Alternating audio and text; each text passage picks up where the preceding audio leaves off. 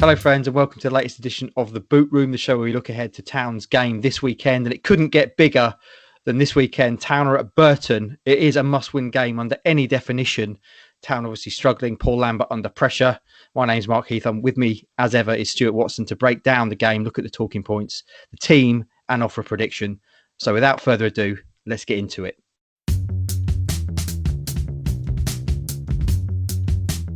Well, there's only one talking point going into this game, and that is the increasing pressure, externally at least, on manager Paul Lambert. Growing calls for him to be sacked this week from various sections of the support base, but he's got all of the backing of Marcus Evans, the owner. Would that change? With a defeat at Burton, they lost to second bottom Swindon at home last weekend. Burton, bottom of the table, as you said at the intro, Mark, must win. This will not be the team that Paul Lambert sticks, because we know he will be sticking with the 4-3-3 or a variant of it and sticking to the possession football. If I was the manager, which I'm not, I'd be tempted to go for 4-4-2, go full on Mike Bassett, back to basics. And I'd be making a few changes from that 3-2 home defeat to Swindon last weekend.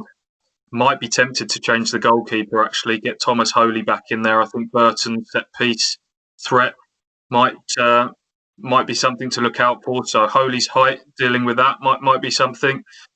I'd get Janoy Donasian back in at right back. I think that would enable Luke Chambers to go back into central defence and just provide a bit of experience alongside Mark McGuinness. I think Luke Wolfenden's been a little bit off the boil recently, so he would drop out in this team of mine. Stephen Ward to continue at left back, even though he was a bit shaky last weekend. My midfield four is this. I've got Freddie Sears on the left, working hard up and down the flank. Alan Judge out on the right, even though he had a decent game at number 10.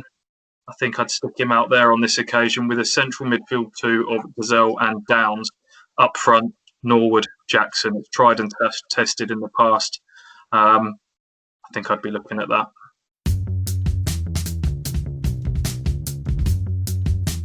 Okay, Stewie, prediction time. The big question, and obviously we've already said this is a must-win game. Town need to come home with 3 points and they need a good performance. Will they do it, though? This is the sort of game that I've just got a nagging feeling that they may well lose, but I'm trying to be positive. Burton have conceded goals by the hatful. They've not been in very good form. They're bottom of the table, so I'm going to go for Town to do it. I think Town are going to get a 2-1 win. And that will obviously cool the pressure maybe just for a little bit. And we'll see going into those games against Peterborough and Sunderland where we go from there. How about you, Stu?